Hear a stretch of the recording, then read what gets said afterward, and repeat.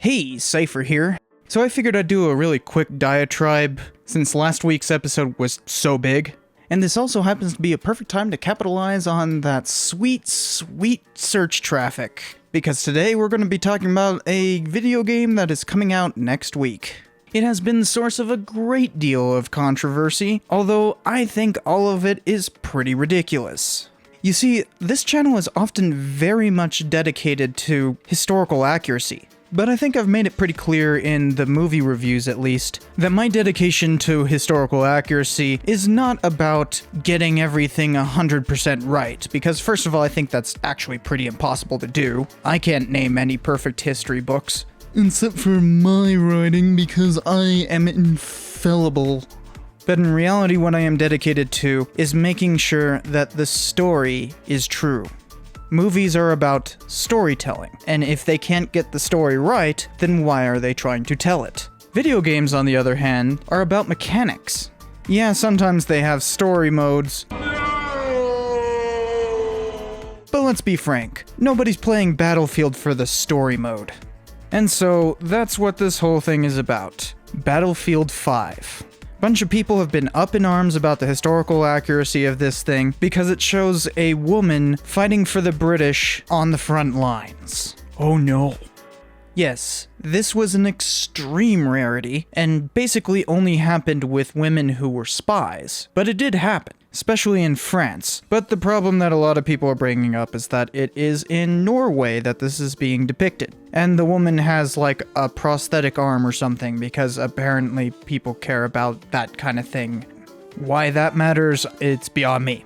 But let's talk about the game itself. Or at least the series as a whole. First of all, they've never really done historical accuracy particularly well, especially when it comes to gameplay. The most recent iteration was absolutely horrendous. There are tanks in the desert. What? That didn't happen in World War I. Like, what? Zeppelins are too low down. Everybody's running around with these, like, experimental guns that were only available at the end of the war and only as, basically experiments. Or they're running around with, like, Maxim machine guns, because, yeah, you can run around with one of those. Having had to lug one of those things around myself, and having had to carry around a 26-pound gun on my front for quite a few miles. Ah, screw it.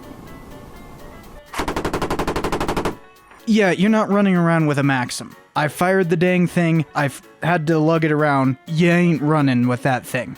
And then it shows a guy in full medieval armor. This is not a series dedicated to historical accuracy. Battlefield 1 was on the level of Assassin's Creed, and I'm pretty sure we all know how silly and ridiculous those games are. In Ass Creed's most recent iteration, they put out a video on IGN trying to say, like, look how much historical accuracy we're putting in this thing. Sure that the version of Athens that we've recreated is as credible as possible. Nope.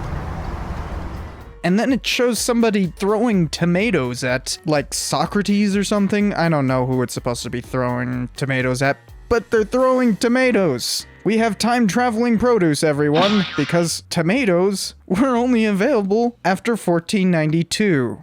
Yes, it's a New World plant. So, even in the video that is saying, like, look how much historical accuracy we put into this thing, they're literally showing time-traveling produce. And I'm saying Battlefield is on the same level. With Battlefield 1, I was actually pretty excited to have a bunch of people running around with basically only single action. And think about it, there are no maps in Battlefield 1 that are just your standard trench fighting.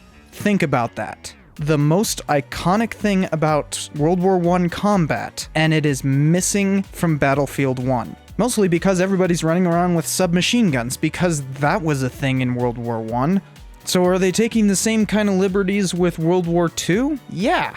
If anything, they're taking less liberties. But the thing that I'm seeing all these people complaining about is the woman, which, once again, women did exist on different fronts, just not in Norway. But you know something that also didn't exist during the Battle for Norway? Sturmgewehrs. Yeah, MP44s. They're called MP44s because 1944. Guess what year the Battle for Norway was?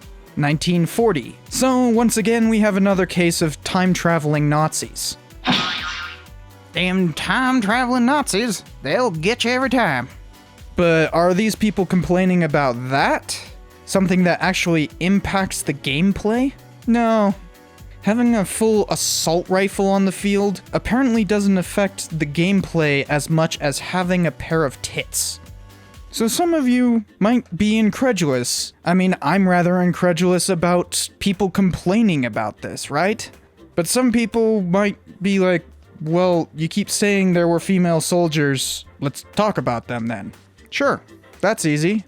If you want to be really snarky when talking about this with somebody, just say, let me Google that for you, and then go to the site, let me Google that for you. Because seriously, this is that simple. You just Google women in World War II, and there's like Wikipedia and a bunch of news articles relating to this, refuting the whole complaint about historical accuracy and all that. It's that simple. But let's go into this anyways, because, actually it's kind of an interesting subject. First of all, there were a lot of Soviet women who were serving. Holy moly, female goddamn snipers. And if you've seen the music episode, you know what's coming up next. Sabaton. Canvas, wings of death, prepare to meet your fate. Night Bomber Regiment 588. So what Sabaton is talking about here are the Night Witches, who are a bunch of night bombers working for the Soviets to fight off the Germans. And they were all women. Yeah. Okay, so there were women with the Soviets, but this is depicting a British woman. Well, there were a bunch of pretty badass women working for the Brits. Seriously. Especially helping the French resistance. This was not all too uncommon. So you would see this on other fronts, so why is it such a big deal for Norway? Well, it's the same way that people were being all incredulous about historians coming out and saying like, hey, there should be more colonial troops in Dunkirk. You got a bunch of reactionaries who have this all-white male idea of World War II. But I hate to say it, guys, that's just not the truth. You can't complain about Battlefield showing fringe elements and not complain about it from the previous game. The previous game was far worse in that regard. Oh, and since I'm an American, might as well talk about American women in World War II, which includes my grandma, who was a nurse during World War II, an army nurse, so she was actually in the army. Some of these women who were serving in non-combat roles actually did end up seeing combat. Even cooler were the WASPs, aka the Women's Air Force Service Pilots. Now, the WASPs were mostly civilians who were taking over responsibilities for moving planes and moving cargo, but they were working all the way through 1944, so they flew something like 60 million miles? I mean, some of these women actually flew more planes than most men. Now, they weren't bombers like the Night Witches, but remember, most of these women were civilians.